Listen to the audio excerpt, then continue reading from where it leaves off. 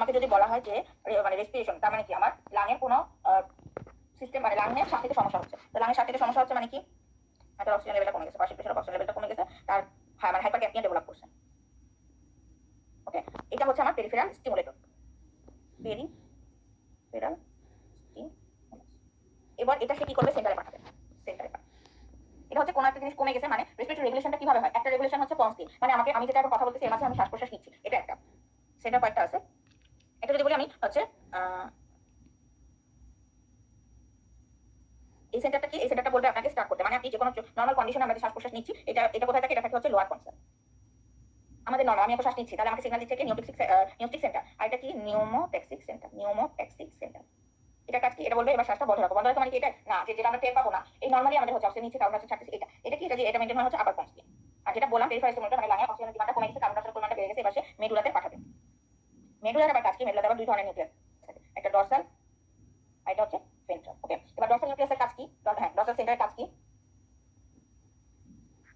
ওই যে মানে সেন্সরি যে স্টিমুলাসটা আমি পাঠাইছি, তার মানে কি এফারেন্ট যে সেন্সরটা পাঠাইছি, সে কি করবে, সে এবার এই সিগন্যালটা পাঠিয়ে দিবে হচ্ছে গ্লসোফ্যারিঞ্জিয়াল এবং ভেগাসের কাছে। ভেগাস আর গ্লসোফ্যারিঞ্জিয়ালে থাকে নিউক্লিয়াস, একটা সলিটেরিয়াস নিউক্লিয়াস, যে কিনা রেসপিরেটরি সেন্টার হিসেবে কাজ করে, মানে রেসপিরেটরি সিস্টেমে তাকে মেইনটেইন করে। কিভাবে, নিউক্লিয়াস একটা সলিটেরিয়াস করে, এই নিউক্লিয়াস একটা সলিটেরিয়াস থেকে এবার সে হচ্ছে মেডুলাতে পাঠাবে, মেডুলা না, এবার সে পয়েন্টে পাঠাবে, যে এবার সে শুরু করো। আচ্ছা, তারপরে কি এটা, এই যে পাঠানো, এই যে সিগন্যালটা পাঠালো, তার মানে কিভাবে পাঠালো, কতটুকু রিদম, কতটুকু দিয়ে চলবে, কতটুকু বিট দিবে, এটা মেইনটেইন করা হচ্ছে গ্লসোফ্যারিঞ্জিয়াস এবং ভেগাস। তাহলে এটা কি, তার মানে হচ্ছে এই মেডুলা সেন্টারগুলো, এই ডরসাল নিউক্লিয়াসটা মেইনটেইন করা হচ্ছে রিদম, আর ভেন্ট্রালের কাজ হচ্ছে মোটর।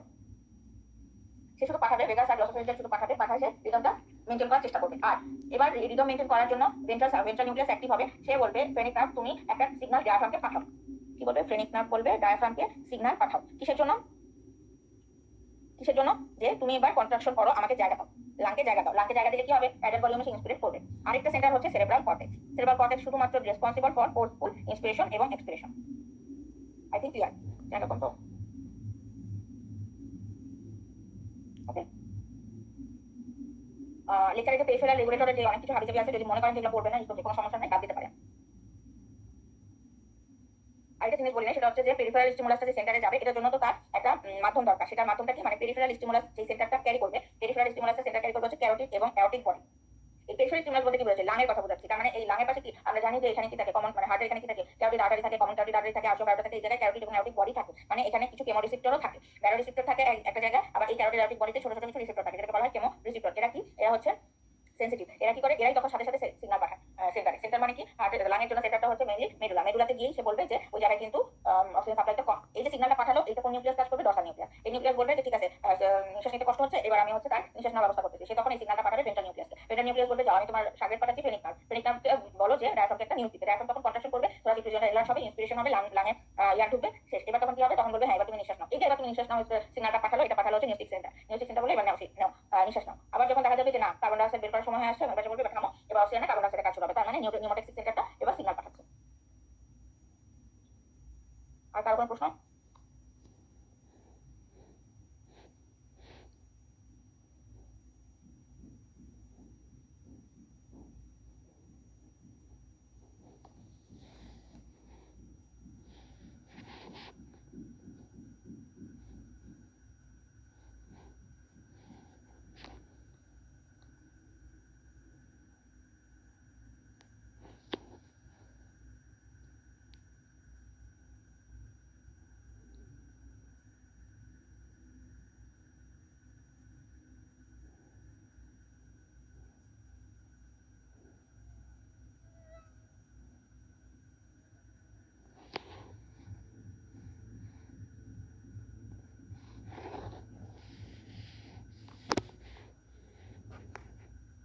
সিস্টেমটা হচ্ছে যে আমরা এর আগের ক্লাসে পড়েছি হচ্ছে ব্লাড।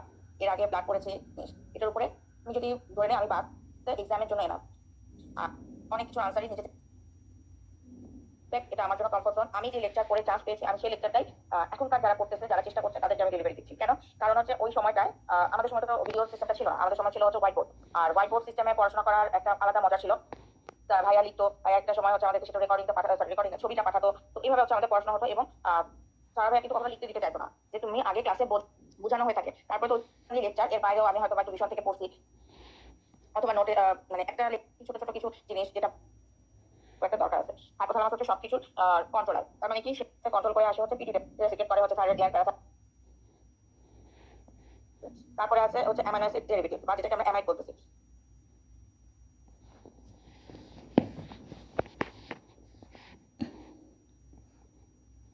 ঠিক যেমন এখানে আমি বলছি পেপটাইড, যেমন উপরের দিকে যদি আমি বলি, আমার পেন এখন কাজ করতেছে না, কাজ করলে আমি দেখাচ্ছি। পেপটাইড বলা হচ্ছে কয়টা অ্যামাইনো অ্যাসিড থাকবে, 2টা থেকে 10টা। তাহলে 2টা থেকে 10টার মধ্যে যেমন থাইরয়েড রিলিজিং হরমোনে থাকে 3টা, এডিএইচ অক্সিটোসিনে থাকবে 9টা করে, আর গোনাডোট্রপিন রিলিজিং হরমোনে থাকবে হচ্ছে 10টা। এবং এই প্রোটিন হরমোনের কিছু ক্যারেক্টার বলা হয়েছে যে এরা সেকেন্ড মেসেঞ্জার সিস্টেম ইউজ করে, যেমন সাইক্লিক সিএমপি, কার্বোডিল, এপি, কার্বোডিল, এগুলো হচ্ছে অ্যাড্রেনালিন। এবং নন অ্যাড্রেনালিন থেকে অ্যাড্রেনালিন, কর্টিসল, অ্যালডোস্টেরন, ক্যালসিট্রায়োল, তারপর ইস্ট্রোজেন, প্রোজেস্টেরন, টেস্টোস্টেরন, তারপরে হচ্ছে অ্যান্ডোস্টেরন, এই জিনিসগুলো হচ্ছে প্রোজেস্টেরন, প্রস্তুত করলাম। এগুলো হচ্ছে উপর ভিত্তি করে, মানে হরমোনগুলোর রিসেপ্টরের উপর ভিত্তি করে কোন হরমোন লোকেশন, হরমোনের রিসেপ্টর লোকেশন কোথায় থাকে। যেমন কিছু আছে সেল মেমব্রেনে থাকে, কিছু হরমোনগুলো কি কি সেগুলো আছে হচ্ছে আমার টি3, মানে থাইরয়েড। এগুলো কি এই টি3 স্টোর ফর্ম থাকে এবং এরা হচ্ছে এদের হাফ লাইফ হচ্ছে 5 to 7 ডেজ। আচ্ছা, তারপরে আসেন যে স্টেরয়েড হরমোন। স্টেরয়েড হরমোনটা কি বলছে, স্টেরয়েড হরমোনটা বলছে এখানে কি স্টেরয়েড হরমোন আছে, যেমন এটা কি বলে, রিসেপ্টরটাকে বলা হচ্ছে স্টেরল, সরি নিউক্লিয়াস আছে যেটাকে বলা হচ্ছে স্টেরল নিউক্লিয়াস। আচ্ছা, সেটা আমরা পরবর্তীতে আসবো।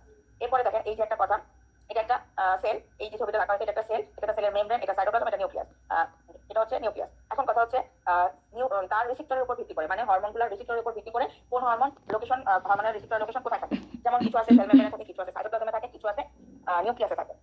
এখন যেগুলো সেল মেমব্রেনে থাকে, তার মানে যেটি ইন্টারমেমব্রেনাস বলা হচ্ছে, সেগুলো হচ্ছে যত ধরনের প্রোটিন, পেপটাইড এবং অ্যামাইড হরমোন পড়ে আসছে, গ্লাইকোপ্রোটিন পড়ে আসছে, সবগুলো হচ্ছে আমাদের সেল মেমব্রেনে থাকে, ইনক্লুড ক্যাটেকোলামাইড। যে অ্যামাইডের ভিতরে যে লিপিড সলিড, ওয়াটার সলিবল যে হরমোন, সেগুলো কিন্তু প্রোটিন, সেগুলো কিন্তু সেল মেমব্রেনে থাকে। তারপরে আছে সাইটোপ্লাজম, সাইটোপ্লাজমে থাকে হচ্ছে স্টেরয়েড যে হরমোনগুলো, যেটা নিউক্লিয়াসের নাম বললাম স্টেরল নিউক্লিয়াস। তারপরে আছে নিউক্লিয়াসের ভিতরে থাকে, সেটা কি, সেগুলো হচ্ছে লিপিড সলিবল অ্যামাইড, যেগুলো হচ্ছে থাইরয়েড হরমোনগুলো, এগুলো রিসেপ্টর কোথায় থাকবে, নিউক্লিয়াসে থাকে। এখন কথা হচ্ছে mode of action. Mode of action মানে কিসের মাধ্যমে সে অ্যাক্টিভ হবে। যেমন আমরা যেগুলো ক্যাটেগোলার প্রোটিন করছি, এগুলো সবগুলো হচ্ছে সেকেন্ড মেসেঞ্জারের মাধ্যমে তৈরি হবে। এখন কথা হচ্ছে যদি আপনাকে হঠাৎ করে দিয়ে দেয় সেকেন্ড মেসেঞ্জার বা সাইক্লিক সিএমপি মাধ্যমে অ্যাক্টিভ হয় কোন কোন হরমোন, আপনি পড়ে আসেন প্রোটিন ক্যাটেগোলামাইন, কিন্তু সেই প্রোটিনগুলো কোনগুলো, পেপটাইডগুলো কোনগুলো, সেটা যদি আপনি ভালো করে পড়ে না দেন, তাহলে কিন্তু আবার প্যাচ লেগে যাবে। তো ওইটা আমাদের পড়তে হবে। শুনতে ওই যে বললাম, এখনো মনে হবে সোজা, আরে আমি এগুলো পড়বো, এগুলো হরমোন মনে থাকবে, পরীক্ষা হলে মনে থাকবে না, কারণ আপনি তো অনেক করে একসাথে করে নিয়ে যাবেন। তারপরে আসেন স্টেরয়েড এবং থাইরয়েড হরমোন, এগুলো হয় হচ্ছে জিন অ্যাক্টিভেশনের মাধ্যমে। এই যেখানে বলা হচ্ছে হাইড্রোফোবিক হরমোন কোনগুলো, হাইড্রোফোবিক মানে হচ্ছে যারা লিপিড সলিবল, এরা হচ্ছে all steroid hormone, vitamin A, D, আর হচ্ছে টি3, টি4, এরা সব হচ্ছে হাইড্রোফোবিক নিউক্লিয়াস। ওকে, এবার আসেন, ও আচ্ছা, এখানে একটা জিনিস আছে, এখানে আছে যে ঘুমালে কোন কোন হরমোনের চেঞ্জেস গুলো কেমন হয়। যেমন ঘুমালে গ্রোথ হরমোন, এই জন্যই যেমন আমরা যখন নিউনেট বেবি চেঞ্জ হয় এবং কমতে থাকে, কেন, কারণ ওই সময়গুলো ভালো হবে, স্লিপ হয়, বাচ্চা অ্যাক্টিভ থাকে, তাহলে কিন্তু বাচ্চা সুস্থ থাকে। একটা মেজর সার্জারি অথবা একটা ট্রমা হলে আসলে আমাদের যে বডিতে হরমোনাল চেঞ্জ বা বডিতে যে ইলেকট্রোলাইট চেঞ্জ বা বডিতে যে অ্যানাবলিক ক্যাটাবলিক পাথওয়েগুলো, এগুলো আসলে কি চেঞ্জেস হয়। চেঞ্জেসটা হচ্ছে যেহেতু মেজর সার্জারি হচ্ছে, তখন কি হয়, তখন হচ্ছে হাইপোন্যাট্রিমিয়া হয়। তার মানে বডি থেকে অনেক বেশি পরিমাণে সোডিয়াম, সেলগুলো ভেঙে যাওয়ার কারণে ব্লাড সেল বা যে কোনো, তার মানে বডি থেকে অনেক বেশি পরিমাণে সোডিয়ামের লস হয়ে যায়, বিহেপসিডিন, তারপরে হচ্ছে আর অনেকগুলো আছে, এখন মনে পড়তেছে না, বলা হয় অ্যাডিনো হাইপোফাইসিস। অ্যান্টিপিটিউটারিতে এসে সে সিগন্যাল দিবে, যেহেতু সে রিলিজিং এবং ইনহিবিটর হরমোন রিলিজ করে, সেই হরমোনগুলো যখন রিলিজ হবে, তারপর সে হাইপোথ্যালামাস পোর্টাল সিস্টেমের মাধ্যমে আসবে অ্যান্টিপিটিউটারিতে। এই অ্যান্টিপিটিউটারিতে এসে সে এবার অ্যান্টিপিটিউটারিকে সিগন্যাল দিবে যে তুমি হরমোনগুলো রিলিজ করো। সে কি হরমোনগুলো রিলিজ করে, সে হরমোন রিলিজ করে হচ্ছে পিজি ফ্ল্যাট বা ফ্ল্যাট পিজি। মানে পিজি মানে আমরা সবাই জানি বিএসএমইও পিজি হসপিটাল, পিজি হসপিটালে আশেপাশে অনেক অনেক হচ্ছে ভাড়া দেওয়ার জন্য অনেক ফ্ল্যাট থাকে, সেবার মনে রাখতে পারি পিজি ফ্ল্যাট। তো পিজি ফ্ল্যাট কি, প্রোল্যাকটিন গ্রোথ হরমোন, ফ্ল্যাটের মধ্যে volleyball stimulating hormone, luteinising hormone, এতে অ্যাডেনোকর্টিকোট্রপিন রিলিজিং হরমোন, তিতে হচ্ছে টিএসএইচ। ওকে, এরপরে আসেন এই যে হরমোনগুলো, এগুলো কিছু আছে অ্যাসিডোফিলিক, কিছু আছে বেসোফিলিক। বেসোফিলিক মনে রাখার সুবিধা হচ্ছে বি ফ্ল্যাট, ফ্ল্যাট নাম্বার থাকে এ বি, সেরকম বি ফ্ল্যাট, বিতে হচ্ছে বেসোফিলিক, ফ্ল্যাট হচ্ছে আগে যে হরমোনগুলো পড়ছে সেগুলো।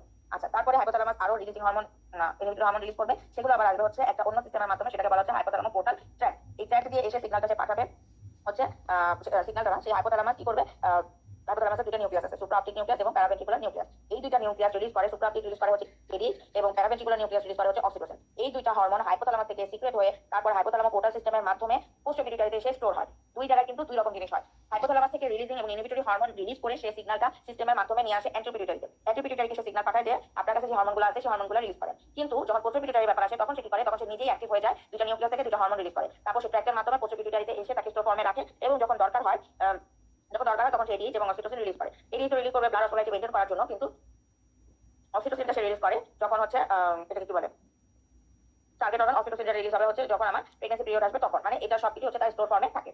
আচ্ছা, ওকে, এরপর আসেন যে অ্যান্টিপিটিউটারি থেকে যে গ্রোথ হরমোনটা আসে, সেই গ্রোথ হরমোন সম্পর্কে আমরা একটু জানি। গ্রোথ হরমোন হচ্ছে অ্যানাবলিক হরমোন। ক্যাটাবলিক মানে হচ্ছে লস, এনার্জি লস করবে, তো বডি থেকে সকল যে আমাদের কার্বোহাইড্রেট, প্রোটিন, ফ্যাট আছে এই সবগুলোকে ভেঙে দিচ্ছে। আর অ্যানাবলিক মানে হচ্ছে যে বডিতে এগুলোকে স্টোর করতেছে, যেমন প্রোটিন, কার্বোহাইড্রেট এগুলোকে স্টোর করতেছে, বডি ওয়েট বাড়তেছে, বডির গ্রোথ বাড়তেছে। এটাই হচ্ছে আমাদের anabolic hormone, anabolic purpose. Growth hormone একটা অ্যানাবলিক হরমোন, যেহেতু অ্যানাবলিক তার মানে কি বডিতে নাইট্রোজেন ব্যালেন্সটা তার পজিটিভ থাকবে, এবং এটাকে বলা হচ্ছে counter insulin counteract hormone. Insulin counteract hormone মানে হচ্ছে সে ইনসুলিনের এগেইনস্টে মানে হচ্ছে সে ডায়াবেটিক হরমোন। আচ্ছা, এটাকে বলা হয় পালসেটাইল হরমোন, এটাকে বলা হয়। তার মানে হচ্ছে যে থেমে থেমে হচ্ছে তৈরি করে, যখন দরকার তখন একটু তৈরি করবে, এই অর্গানে দরকার তৈরি করবে, ওই অর্গানে দরকার তৈরি করবে, এটাই বলা হচ্ছে পালসেটাইল হরমোন। এখানে একটা জিনিস দেওয়া আছে, সেই জিনিসটা হচ্ছে এটা কি, এটা হচ্ছে একটা রেগুলেটরি সিস্টেম। ওই যে হাইপোথ্যালামাস রেগুলেশন করে একটা রিলিজিং হরমোন বের করবে, গ্রোথ হরমোন, রিলিজিং হরমোন, তারপর সেটা সিগন্যাল পাঠাবে অ্যান্টিপিটিউটারিতে। অ্যান্টিপিটিউটারি তখন বলবে ঠিক আছে গ্রোথ হরমোন তুমি রিলিজ দাও। এই গ্রোথ হরমোন তখন লিভারকে স্টিমুলেট করে এক ধরনের প্রোটিন রিলিজ করে, যেটাকে বলা হয় সোমাটোমেটিন, ইনসুলিন লাইক গ্রোথ ফ্যাক্টর 1। এই হচ্ছে সোমাটোমেটিন কি করে, এই সোমাটোমেটিন তখন সে টার্গেট অর্গানগুলোতে চলে যায়, যে যেখানে যেখানে আমার গ্রোথ দরকার, যেখানে যেখানে আমার প্রোটিন দরকার, যেখানে যেখানে আমার কার্বোহাইড্রেট দরকার, যেখানে যেখানে গ্রোথের ব্যাপার স্যাপার আছে, মানে বডি গ্রোথ বাড়াতে হবে, সেই জায়গাগুলোতে সে চলে যাচ্ছে।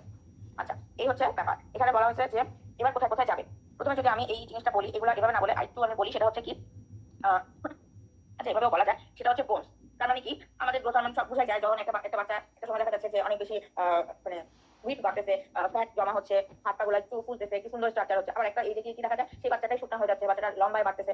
এই যে জিনিসগুলো এগুলো সবই কি বোনসের মাধ্যমে হচ্ছে। তার মানে কি, বোনসে এখানে কি থাকে, শেপ থাকবে, একটা নেক থাকবে, আর হচ্ছে হেড থাকবে। এই হেড আর শেপটার মাঝখানে যে অংশ, এই জায়গাটা থাকে হচ্ছে এপিফাইশিয়াল কার্টিলেজ, এবং কার্টিলেজের ইউনিট হচ্ছে কন্ড্রোসাইট। এই যে আমি বললাম সোমাটোমেটিন সি তৈরি হয়, এই সোমাটোমেটিন সিটা হচ্ছে স্টিমুলেট করে কাকে, স্টিমুলেট করে হচ্ছে কন্ড্রোসাইটকে। সেই কন্ড্রোসাইটকে স্টিমুলেট করে তখন কি করে, এই নেকের অংশটাকে বাড়ায় দেয়। তখন নেকের অংশটাকে বাড়ায় দিলে কি হবে, হেড আর শেপটার মাঝখানে দূরত্বটা বাড়বে, তার মানে কি সে লম্বায় বাড়তেছে, তার মানে বোনের লেন্থ বাড়তেছে। আবার যখন পিউবার্টিতে হয়, যেমন আবার কি হয়, আবার একটা সময় দেখা যায় সে আর লম্বা হচ্ছে না, সে মোটা হয়ে যাচ্ছে। অনেকেই আছে অল্প বয়সে মোটা যায়। এই মুটিয়ে যাওয়াটা কি, এই মুটিয়ে যাওয়াটা হচ্ছে যখন লিনিয়ার গ্রোথ হবে না, যখন বোনের উইডথটা বাড়বে, তখন সে কি করে, তখন সে আসলে অস্টিওব্লাস্টকে স্টিমুলেট করে। তখন সে কার্টিলেজকে স্টিমুলেট করতেছে, তখন সে কন্ড্রোসাইটকে স্টিমুলেট করে। আর এখন কি করবে, এখন সে অস্টিওসাইটকে বা অস্টিওব্লাস্টকে স্টিমুলেট করবে। এইভাবে হচ্ছে বোন গ্রোথটা বাড়বে। ওকে, এখানে আরো একটা জিনিস, তারপর বলছে স্কেলেটাল মাসেলে কি হয়, স্কেলেটাল মাসেল গুলো ওই যে বললাম যে ফ্যাট তৈরি হচ্ছে, তারপর প্রোটিন তৈরি হচ্ছে, প্রোটিন গুলো মাসেলে যাচ্ছে। তার মানে কি হয়, গ্লুকোজ আপটেক কমে যাচ্ছে। গ্লুকোজ আপটেক কমে যাওয়া মানে কি, যত মানে সেল যে ইনসুলিন সেল বা প্যানক্রিয়াটিক বিটা সেল কি করতে, গ্লুকোজটা কম গ্রহণ করতেছে। কম গ্রহণ করলে কি হবে, অবশ্যই বডিতে ব্লাডে সেই গ্লুকোজগুলো ঘুরে বেড়াবে, তখন কি হয়, ব্লাডের গ্লুকোজ লেভেলটা বেড়ে যায়। তারপরে আমাকে বলে, আমার কথা হচ্ছে যে কার্বোহাইড্রেট, লিপিড এবং প্রোটিন, এই তিনটা কি কি জিনিস হয়। তিনটা জিনিসের মধ্যে শুধুমাত্র একটা জিনিসের কি হবে, ব্রেকডাউন হবে। ব্রেকডাউন হবে, যে লাইপোলাইসিস হবে, বডি ফ্যাট কমে যাবে, কিন্তু প্রোটিনের কি হবে, প্রোটিন অ্যানাবলিজম হবে, এবং কার্বোহাইড্রেটেরও কি হবে, কনজারভেশনটা বেড়ে যাবে। তাহলে ব্লাড গ্লুকোজ লেভেলটা বেড়ে যাচ্ছে, কি করে, তার মানে সেলের মধ্যে সে গ্লুকোজটা কম নিচ্ছে। সেলের মধ্যে গ্লুকোজ কম নেওয়ার মানেই হচ্ছে বডিতে মানে প্লাজমা গ্লুকোজ লেভেল বেড়ে যাওয়া। আর এটা কি, প্লাজমা গ্লুকোজ লেভেল বেড়ে যাওয়া এবং স্কেলেটাল মাসেলে অ্যান্টি ইনসুলিন ইফেক্টটা বেড়ে যাওয়া, গ্লুকোজ লেভেলটা বেড়ে যাওয়া। আর প্রোটিন যেটা বললাম, প্রোটিন কি করে, প্রোটিন অ্যানাবলিজম করে। তার মানে কি, প্রোটিন অ্যানাবলিজম মানে প্রোটিন রিলেটেড যেসব জায়গায় যেসব টার্গেট অর্গানে প্রোটিন দরকার, আর সেই মানে যেমন স্কেলেটাল মাসেল, কার্ডিয়াক মাসেল, এই সকল মাসেলের প্রোটিনগুলো ধরে রাখতেছে। ধরে রাখতে কি হবে, সার্কুলেশনে বা ব্লাডে প্রোটিনের যে ইউনিট মানে অ্যামাইনো অ্যাসিড, সেগুলো আমরা কম পাবো। তার মানে প্রোটিন অ্যানাবলিজম হচ্ছে, পজিটিভ নাইট্রোজেন ব্যালেন্স হচ্ছে। তারপরে কি হচ্ছে, তারপরে হচ্ছে আমাদের ফ্যাটের ক্ষেত্রে কি বললাম, ফ্যাটের ক্ষেত্রে কিন্তু আমাদের এখানে এই ফ্যাটি অ্যাসিডটা কিন্তু ফ্যাটের হবে, এটা প্রোটিনের ভিতরে লেখা হয়েছে। এটা হচ্ছে লাইপোলাইসিস হবে। লাইপোলাইসিস হয়ে গেলে ফ্যাটি অ্যাসিডগুলো কি হবে, ব্লাডে আর ইজিলি ঘুরে বেড়াবে। তার মানে কোথায়, অ্যাডিপোজ টিস্যু থেকে, ফ্যাট সেল থেকে ফ্রি ফ্যাটি অ্যাসিডগুলো এবার ঘুরে বেড়াবে, অক্সিডেশন হবে। এইভাবে হচ্ছে লিপিড মেটাবলিজম হয়। আচ্ছা, এখন কথা হচ্ছে যে দুটা কন্ডিশন আছে, একটাকে বলা হচ্ছে জায়ান্টিজম, একটাকে বলা হচ্ছে অ্যাক্রোমেগালি। এই দুটো জিনিস কি, মানে হচ্ছে জায়ান্টিজম মানে হচ্ছে অনেক লম্বা। লম্বা কখন হবে, ওই যে আমরা বললাম যে কার্টিলেজের কন্ড্রোসাইটের প্রলিফারেশনের কারণে কার্টিলেজটা বেড়ে যায়, তখন কি হয়, হেড আর নেক শেপটার মাঝখানে ডিসটেন্সটা বেড়ে যাচ্ছে। এই যে যদি এক্সট্রিম লেভেলে হয়, তখন সে কি হবে, অনেক লম্বা হয়ে যাবে, তার সময় বয়সের অনুযায়ী সে অনেক লম্বা হয়ে যাবে, যেটাকে জায়ান্টিজম বলা হয়। এবং এটা কখন হতে পারে, কোন একটা টিউমার হয়েছে, এটা কোথায় হতে পারে, যেমন আমরা বললাম গ্রোথ হরমোনটা কোথা থেকে আসে, গ্রোথ হরমোনটা আসে হচ্ছে আমাদের অ্যান্টিপিটিউটারি থেকে। যেমন কোন একটা অ্যাসিডোফিলিক টিউমার কেন বললাম, ওই যেখানে আসে, এই যে গ্রোথ হরমোন কি অ্যাসিডোফিলিক। আপনাকে যদি কখনো বলে যে একটা অ্যাসিডোফিলিক টিউমারের কারণে ওই গ্রোথ হরমোন বেশি বেশি পরিমাণে সিক্রেট হবে, সেল বেশি হচ্ছে, টিউমার সেল বেশি হচ্ছে, হরমোন বেশি হচ্ছে, সে বেশি বেশি করে তৈরি করছে। এটা বিফোর পিউবার্টি যদি হয়, তাহলে তার জায়ান্টিজম হবে, সে অনেক বেশি টল হবে। তাহলে কি চেঞ্জেসটা কি আছে, ওই যে ব্লাড গ্লুকোজ লেভেল আরো বেড়ে যাবে, স্কেলেটনটা আরো বেশি বড় হয়ে যাবে, মাসেল আরো বেশি মানে প্রপোর্শনালি যে প্রপোর্শনটা মেইনটেইন করা উচিত তার চেয়ে অনেক বেশি বাড়বে। তারপরে বডি অ্যাক্টিভিটিটা বেড়ে যাবে। এই আর অ্যাক্রোমেগালি কখন হয়, এটা হয় হচ্ছে আফটার পিউবার্টি, এবং এটা হয়তো কোনো টিউমারের কারণে হতে পারে। তো যে পিটুইটারিতে কোনো একটা টিউমার পাওয়া গেছে, যেটা অনেক বেশি বেশি পরিমাণে টিউমার তৈরি করতেছে এবং গ্রোথ হরমোন অ্যাবনরমালি ইনক্রিজ করতেছে। এক্ষেত্রে কি হয়, এক্ষেত্রে বডি ওয়েট বোনের উইথটা বাড়ে। তার মানে হচ্ছে উইথ বাড়লে তার অর্গান সাইজ মানে ট্রান্সভার্স একটা গ্রোথ হবে। এক্ষেত্রে দেখা যাবে হ্যান্ড ফিট গুলো একটু চ্যাপ্টা বড় হয়ে যাচ্ছে, লোয়ার জটা আগায় যাচ্ছে, প্রোট্রুশন হচ্ছে। তার মানে ক্লাস 3 আমরা কোথায় পেতে পারি, অ্যাক্রোমেগালিতে পেতে পারি। তারপরে হচ্ছে স্কিন থিকনেস বাড়বে, লিপ নোজ এগুলো অনেক বেশি চড়া হয়ে যাবে, টাং অনেক বেশি মানে ম্যাক্রোগ্লোসিয়ার মতো হবে। তো এই এই জিনিসগুলো আমরা এখানে পেতে পারি। আরেকটা জিনিস এখানে বলা হয়েছে, এই যে গ্রোথ হরমোন কখন কমে কখন বাড়ে। যেমন আমরা বললাম যে স্ত্রীতে কিন্তু গ্রোথ হরমোন বাড়ে, কিন্তু এখানে বলা হয়েছে র্যাপিড আই মুভমেন্টে কিন্তু গ্রোথ হরমোনটা কমে যাচ্ছে। এখন গ্রোথ হরমোন কমার যে ঘটনাগুলো মানে কোন সিচুয়েশনে বাড়ে, তো র্যাপিড আই মুভমেন্টে কমে যাবে। তারপরে যদি ব্লাডে যদি ফ্রি ফ্যাটি অ্যাসিডের পরিমাণটা অনেক বেশি পরিমাণে আসে, তাহলে কমে যাবে। গ্লুকোজ বেশি হলে কমে যাবে। তারপরে হচ্ছে নেগেটিভ ফিডব্যাকে চলে যাবে। এটাকে কি বললাম জানি, ইনসুলিন লাইক গ্রোথ ফ্যাক্টর যদি থাকে বেশি হয়, গ্রোথ হরমোনই বেশি হয়ে গেছে, তখন আলটিমেটলি সে নেগেটিভ একটা ফিডব্যাক দিতে। আর আইজিএফটা বেশি হয়ে গেছে তখন সে বলবে অ্যান্টিপিটিউটারিকে যে তুমি আর সিগন্যাল মানে সিগন্যাল দিও না গ্রোথ হরমোন রিলিজের জন্য। আর গ্রোথ হরমোন বেশি হয়ে গেলে কি করবে, তখন সে সিগন্যাল দিবে হাইপোথ্যালামাসকে যে রিলিজিং হরমোন তুমি রিলিজ করো না, নেগেটিভ ফিডব্যাক মেকানিজম। তাই গ্রোথ হরমোন এবং আইজিএফ দুটো যদি বেশি হয়ে যায় আলটিমেটলি বডিতে যে গ্রোথ হরমোনটা আছে সেটা কমে যাবে।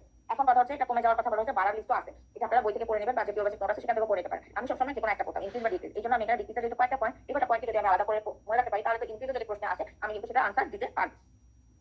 ওকে, এবার জানেন যে পোস্টোপিটুইটারি থেকে তো বললাম যে কি হয়, সুপ্রাঅপটিক নিউক্লিয়াস প্যারাভেন্ট্রিকুলার নিউক্লিয়াস। সুপ্রাঅপটিক রিলিজ করবে হচ্ছে 90% এডিএইচ এবং অক্সিটোসিন 10%। যদি বলে যে সুপ্রাঅপটিক থেকে সুপ্রাঅপটিক সিক্রেটস এডিএইচ অনলি বা অনলি বলে দেয়, অনলি কথাটা যেটাকে তাহলে মনে রাখতে হবে সে মোস্ট অফ দ্য অ্যামাউন্ট সে এডিএইচ সিক্রেট করে, তার মানে এটা না যে সে অক্সিটোসিন সিক্রেট করে না। আবার সেম অ্যাজ প্যারাভেন্ট্রিকুলারও 90% অক্সিটোসিন সে রিলিজ করে কিন্তু এডিএইচ রিলিজ করে না এমন না। ওকে, তো সুপ্রাঅপটিক নিউক্লিয়াস এডিএইচ থেকে পোস্টোপিটুইটারিতে থাকবে, পোস্টোপিটুইটারি যখন দরকার হবে তখন সে রিলিজ করবে এডিএইচ। এডিএইচ আবার কোথায় কোথায় যায়? আচ্ছা, এডিএইচটা যাবে হচ্ছে দুইটা রিসেপ্টর, একটা হচ্ছে ভেসেলের ভি1 রিসেপ্টর যেখানে সে ভেসোকনস্ট্রিকশন করবে যেটাকে ভেসোপ্রেসিনও বলা হয়, এই কারণে এডিএইচকে ভেসোপ্রেসিনও বলা হয়। আর ভি2 রিসেপ্টর কোথায় থাকে, ওই যে আমরা যারা অলরেডি কিডনি ক্লাস করছে তারা জানে সেটা হচ্ছে এডিএইচটা হচ্ছে ইয়ে থেকে ডিজিটাল কনভলিউটেড টিউব এবং কাইটিন যাতে ওয়াটার রিঅ্যাবজর্পশনের জন্য আলফা ইন্টারক্যালটেড যে সেলগুলো থাকে সেই সেলে ভি2 রিসেপ্টরকে সেই স্টিমুলেট করে, সেখান থেকে আমাদের ওয়াটারটা রিঅ্যাবজর্পশন হয়। পোস্টোপিটুইটারি থেকে আসবে অক্সিটোসিন, একটা হচ্ছে ব্রেস্টে কাজ করবে অক্সিটোসিন, একটা হচ্ছে ইউটেরাইনে কাজ করবে সার্ভিসে কাজ করবে ডায়ালিটেশনের সময়, আরেকটা হচ্ছে পোস্ট প্রেগন্যান্সি মানে যখন আমাদের ল্যাকটেশনের দরকার হবে তখন সে ল্যাকটেশনের মিল্ক ডিটেকশনের ক্ষেত্রে হেল্প করে থাকে। এখানে বলা হচ্ছে অক্সিটোসিন কখন রিলিজ হবে, বাচ্চা যখন কান্না করবে। আচ্ছা, এটা হচ্ছে একটা ইম্পর্টেন্ট নোট, সেটা হচ্ছে ADH is the chief stimulator of the blood osmolality. শুনে মনে হচ্ছে আরে এডিএইচ তো ওয়াটার রিঅ্যাবজর্পশন করে, তাহলে ওয়াটার রিঅ্যাবজর্পশন করে কি ব্লাডের যে অসমোলাইটি হাইপার অসমোলাইটি এইটাকে সে মেইনটেইন করে, মানে এডিএইচটা হচ্ছে মেইনলি ব্লাড অসমোলাইটিটাকে মেইনটেইন করবে।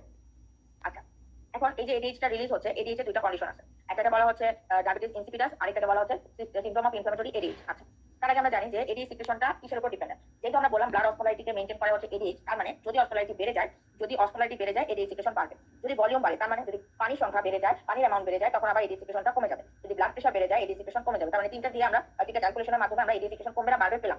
এবার কথা হচ্ছে আর কি কি ক্ষেত্রে বাড়ে, যেমন অ্যালকোহল, যেমন haloperidol medicine, clonidine medicine, ethanol আর আলফা অ্যাগনিস্ট, এগুলো সবকিছু নিলে কি হবে, এডিএইচটা কমে যাবে। তাই আমরা যে যখন পড়বো তখন আমরা চেষ্টা করবো যে পয়েন্টগুলো যেগুলোতে পয়েন্ট কম, যদি কমার ক্ষেত্রে পয়েন্ট কম থাকে আমরা কমাটাই পড়বো, বাড়াটা আমরা পরীক্ষা হলে এক্সক্লুড করবো। আর ডায়াবেটিস ইনসিপিডাস মানে কি, ডায়াবেটিস ইনসিপিডাস মানে হচ্ছে এডিএইচ সিক্রেশনটা কমে গেছে। এডিএইচ কি করে, এডিএইচ করে হচ্ছে ওয়াটার রিঅ্যাবজর্পশন। ওয়াটার যদি সে রিঅ্যাবজর্পশন করতে না পারে তখন ডায়াবেটিস ইনসিপিডাস হচ্ছে। ওয়াটার রিঅ্যাবজর্পশন করতে না পারা মানে ব্লাড ভলিউম কমে যাচ্ছে, ব্লাড ভলিউম কমে যাওয়া মানে ব্লাডের অসমোলারিটি বেড়ে যাচ্ছে। এখানে ব্লাডের অসমোলারিটি বেড়ে যাচ্ছে, আবার অন্যদিক দিয়ে ইউরিনে হাইপোঅসমোলার হচ্ছে, ব্লাডে সেটা উল্টাই হবে ইউরিনে, কারণ সেটা তো করে বের করে দিতে হবে। এবার আসলে ডায়াবেটিস ইনসিপিডাসের দুই ধরনের আছে, একটা হচ্ছে সেন্ট্রাল আর একটা হচ্ছে পেরিফেরাল। সেন্ট্রাল বলতে বোঝাচ্ছে একদম মাথা, এই হাইপোথ্যালামাস থেকে যখন সিক্রেট হচ্ছে সেখানে যদি কোনো টিউমার থাকে বা কোনো ধরনের কোনো ব্রেইনের কোনো একটা আঘাত পাইলো যেটা কারণে হাইপোথ্যালামাসে কোনো সমস্যা হয়েছে তখন সে সিক্রেট করতে পারবে না। পেরিফেরাল কি বোঝাচ্ছে, এডিএইচ সিক্রেশন কোথা থেকে আসবে, ওই যে ভি2 রিসেপ্টরে যদি কোনো ধরনের সমস্যা হয় তখন কি হবে, সেই হাইপোথ্যালামাস তো এডিএইচ সিক্রেশন করে পাঠিয়ে দিচ্ছে পোস্টোপিটুইটারিতে। এখন পোস্টোপিটুইটারি থেকে রিলিজ হতে মানে রিলিজ হয়ে ভি2 রিসেপ্টরে যাবে, তখন সে দেখতেছে রিসেপ্টরে কোনো একটা জিনে অ্যাক্টিভিটি হয়েছে, কোনো একটা ধরনের মিউটেশন হয়ে গেছে, কোনো একটা অল্টারেশন হয়ে গেছে, তখনই হচ্ছে ভি2 রিসেপ্টরটা ডিফেক্টেড হয়ে গেছে। তো ডিফেক্টেড হবে তখন যদি এডিএইচ সিক্রেট হতে মানে এডিএইচ এর কাজটা থাকবে না। এখন এই ক্ষেত্রে এরকম যদি হয় তখন অ্যান্টিবডি টেস্ট করা হয়। এবার পার্থক্য হচ্ছে ডায়াবেটিস, এটা খুবই ইম্পর্টেন্ট যে ডায়াবেটিস মেলাইটাস এবং ডায়াবেটিস ইনসিপিডাসের মধ্যে পার্থক্য। ডায়াবেটিস মেলাইটাস এবং ডায়াবেটিস ইনসিপিডাসের মধ্যে সবচেয়ে বড় পার্থক্য আমি যদি সুগার টেস্ট করি, মেলাইটাসের ক্ষেত্রে সুগারে চেঞ্জ পাবো, ডায়াবেটিস ইনসিপিডাসে সুগারটা নরমাল থাকবে। পেশেন্ট খুবই হেলদি থাকবে, ডায়াবেটিস মেলাইটাস থাকলে পেশেন্টের ওয়েট লস থাকবে, ক্র্যাঙ্কি থাকবে, খুবই ইরিটেটেড থাকবে, সোয়েটিং হবে, এই ধরনের ইনসাম থাকবে। আর পলিউরিয়া, পলিফেজিয়া, পলিডিপসিয়া সব কিছু হচ্ছে ডায়াবেটিস মেলাইটাসে থাকবে। ডায়াবেটিস ইনসিপিডাসে কি হবে, ওই যে যেহেতু ইউরিনটা ডাইলুট হয়ে গেছে, বেশি পরিমাণে ওয়াটার চলে যাবে, সেজন্য তার পলিউরিয়া হবে। আচ্ছা, এরপরে আসেন এটা কি সিনড্রোম অফ ইনফ্লামেটরি এডিএইচ। এটা হচ্ছে কিছু না, এই ধরনের এডিএইচ, এই ধরনের সিনড্রোম হলে যেখানে এডিএইচ সিক্রেশনটা বেড়ে যায়। তার মানে এডিএইচ সিক্রেশন বেড়ে যাওয়া মানে কি বোঝাচ্ছে, ব্লাড অসমোলারিটিটা কমে যাবে, ওয়াটার বেশি রিঅ্যাবজর্ব করবে, ব্লাড অসমোলারিটি বেড়ে যাবে, সেটা উল্টাটা হবে ইউরিন। এখন বলা হয়েছে এটা যেটা হয়েছে সেটা আমরা কিভাবে বুঝবো, এখানে বিভিন্ন ধরনের ডিফারেনশিয়াল ডায়াগনোসিস আছে যেগুলো আমরা বাদ দিব। তার মানে এই জিনিসগুলো, এই কন্ডিশনগুলো তার আছে কিনা, যেমন বলা হয়েছে ডায়াবেটিস, তার মানে তার কোনো ধরনের কিডনি ইস্যু আছে নাকি সেটা তার আমাকে এনশিওর করতে হবে। যদি না থাকে তাহলে বুঝতে হবে যে মানে পেশেন্ট কি নিয়ে আসবে। পেশেন্ট হচ্ছে এই ধরনের হিস্ট্রি বলবে যে তার এটা কি বলে ইউভলিমিয়া হচ্ছে, মানে তার হচ্ছে ইউরিন পাস কম করতেছে, তখন আমরা কি চিন্তা করি তাকে কিডনি সমস্যা, তার সেই ডায়াবেটিস খায়, তাকে ক্রিয়েটিনিন ঠিক আছে, এই জিনিসগুলো দেখবো। সে কোনো ডায়াবেটিস ওষুধ খায় কিনা সেটা দেখবো। তারপর তার রেনাল ইনসাফিসিয়েন্সি, থাইরয়েড গ্ল্যান্ডের কোনো সমস্যা আছে কিনা সেটা আমরা দেখবো। এই সব কিছু দেখে যদি না পাই তখন আমরা সাসপেক্ট করবো তার সিনড্রোম অফ ইনফ্লামেটরি এডিএইচ আছে। এবং এখানে বলা হচ্ছে স্কোয়ামাস সেল কার্সিনোমা যদি লাঙে থাকে তখন এটা মানে মোস্ট অফ দ্য কেসে এই লাঙের এটা থেকে মেটাস্টেসিস হয়ে এই রিসেপ্টরে আসে। এই রিসেপ্টরে আসার কারণে যেহেতু আমরা জানি যে মেটাবলিক যেটা মানে অ্যাসিড ব্যালেন্স যেটা লাঙের কিডনি নেগেটিভ করে, যখন লাঙে কোনো ধরনের ক্ষতি হয় আলটিমেটলি সেটা কিডনিতে ইফেক্ট করে, তখন কি হবে, কিডনিতে যে এডিএইচ এর মাধ্যমে হচ্ছে আমাদের ওয়াটার রিঅ্যাবজর্পশন হয় ওই জায়গা থেকে নাম্বার করবে। এই জন্য হচ্ছে স্কোয়ামাস সেল কার্সিনোমা আমরা লাঙের কথা বলা হচ্ছে যে এইটা থাকলেও এডিএইচ এর সিক্রেশনটা বেড়ে যেতে পারে। এরপর আসলে ইনসুলিন। অ্যাকচুয়ালি ইনসুলিন না পড়ায় আমাদের কিন্তু আরো আমরা কি করলাম, গ্রোথ হরমোন করলাম, এডিএইচ করলাম, আমাদের থাইরয়েড আছে, প্যারাথাইরয়েড আছে, স্টেরয়েড আছে, ইনসুলিন। বাট ওগুলো যেহেতু আরেকটু বড় বড়, এখানে যেহেতু অ্যাবস্ট্রাক্ট ক্লাসে ইন্ট্রোডাক্টরি ক্লাসিফিকেশন করানো হয়েছে সেই জন্য আমি এখানে ইনসুলিনটাকে নিয়ে আসছি। ওই ওই একটা কম্বো থাইরয়েড প্যারাথাইরয়েড কর্টিসল বা অ্যালডোস্টেরনের একটা কম্বো, ওটা আমরা নেক্সট ক্লাসে করবো। এখন আসেন ইনসুলিন। আচ্ছা, এখানে আপনারা যারা আছেন তারা আমি এখন পর্যন্ত যেটুকু বলছি এটুকুতে কোনো কিছু বোঝার বা না বোঝার বা কোনো কিছু জানার আছে নাকি সেটা একটু বলেন। 2 মিনিট সময় নিচ্ছি, তারপর আমি ইনসুলিনটা শুরু করছি।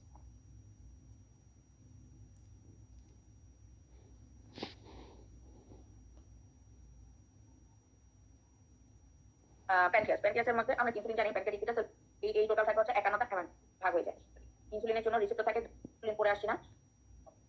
তাহলে যদি জানা না থাকে তাহলে আমি এখানে শুরু করি। সেটা হচ্ছে ইনসুলিন। ইনসুলিনটা কি? ওই যে আমরা প্রোটিন ইনসুলিন পড়ে আসছি না, প্রোটিন ইনসুলিনে অ্যামাইনো অ্যাসিড কয়টা থাকতে পারে? তোমার এখানে বলা হচ্ছে 51টা অ্যামাইনো অ্যাসিড থাকে। ইনসুলিনের জন্য রিসেপ্টর থাকে দুইটা আলফা রিসেপ্টর থাকে, দুইটা বিটা রিসেপ্টর থাকে। এই দুইটা রিসেপ্টরের মধ্যে 51টা অ্যামাইনো অ্যাসিড ভাগ হয়ে যায়। কয়টা? আলফাতে থাকবে 21টা আর বিটাতে থাকবে হচ্ছে 30টা। এই টোটাল থাকবে হচ্ছে 51টা অ্যামাইনো অ্যাসিড। তারপরে আসেন হচ্ছে প্যানক্রিয়াসের মধ্যে আমরা ইনসুলিন জানি, প্যানক্রিয়াটিক পিটাস থেকে আসে এবং এটা একটা এন্ডোক্রাইন হরমোন। আচ্ছা, এখানে এগুলো করার কিছু নাই। এই জায়গায় আসেন, এখানে বলা হয়েছে যে ইনসুলিন ডিপেন্ডেন্ট কিছু ট্রান্সপোর্ট সিস্টেম আছে আর কিছু ইনসুলিন ইন্ডিপেন্ডেন্ট আছে। যারা ইনসুলিন ইন্ডিপেন্ডেন্ট তাদেরকে কি বলা হয়? তাদেরকে বলা হয় ইনসুলিন গ্লুকোজ সেন্সর। এই গ্লুকোজ সেন্সর কিছু আছে আর কিছু আছে হচ্ছে ইনসুলিন ডিপেন্ডেন্ট। ইনসুলিন ডিপেন্ডেন্ট বলতে কি বোঝায়? তার মানে একটা কথা হচ্ছে গ্লুকোজ সেন্সর, একটা হচ্ছে ইনসুলিন ডিপেন্ডেন্ট। গ্লুকোজ সেন্সর মানে কি বোঝায়? গ্লুকোজ সেন্সর মানে হচ্ছে বডিতে যখন গ্লুকোজ বেড়ে যাবে তখন সেই সেলগুলা বা সেই অর্গানগুলা তখন অ্যাক্টিভ হয়ে সে ওই গ্লুকোজ যে বেড়ে গেছে সেটাকে কমানোর ব্যবস্থা করবে। কিন্তু এই গ্লুকোজটাকে সেই টার্গেট অর্গানে নেওয়ার জন্য যে ট্রান্সপোর্টার সেটা হচ্ছে GLUT2। এই যে GLUT2, এটা যদি আমরা একটা নেমোনিক্সের মধ্যে পড়তে পারি যে বিটা সেল লাইট, এভাবে পড়া যায়। বিটা সেল মানে প্যানক্রিয়াটিক পিটা সেল, এল মানে লিভার, আই মানে ইন্টেস্টাইন, কে মানে কিডনি। তার মানে বিটা সেল লাইট কি? এই লাইট হচ্ছে বিটা সেল লাইট GLUT2, এভাবে পড়া যেতে পারে। তাহলে এরা কি? এরা হচ্ছে আমার গ্লুকোজ সেন্সর। তার মানে গ্লুকোজ যদি বেড়ে যায় তখন এরা অ্যাক্টিভ হবে। আর ইনসুলিন ডিপেন্ডেন্ট তার মানে ইনসুলিনটা গ্লুকোজকে কন্ট্রোল করে এবার যেই সকল অর্গান ইনসুলিন দ্বারা মানে ব্লাডে বেশি ইনসুলিন যেতে দিচ্ছে না, সেলের মধ্যে সেটাকে নিয়ে নিচ্ছে এবং ইনসুলিন সেটাকে নেওয়াতে হেল্প করতেছে, এটাই হচ্ছে ইনসুলিন ডিপেন্ডেন্ট। তারা হচ্ছে GLUT4। এই যে টার্গেট অর্গানে নিয়ে যাচ্ছে সেই ট্রান্সপোর্টারটা কি? GLUT4। তারা এরা হচ্ছে স্কেলেটাল মাসল, কার্ডিয়াক মাসল আর অ্যাডিপোজ টিস্যু। এই এরপরে GLUT4 করলাম, 2 করলাম। তাহলে GLUT1টা একটু দেখি। এখানে বলা হচ্ছে GLUT1 হচ্ছে brain, RBC, intestine, cornea, kidney আর লিভার। আর GLUT5 আছে স্পারমাটোজোয়া, ইন্টেস্টাইন, ইন্টেস্টাইন।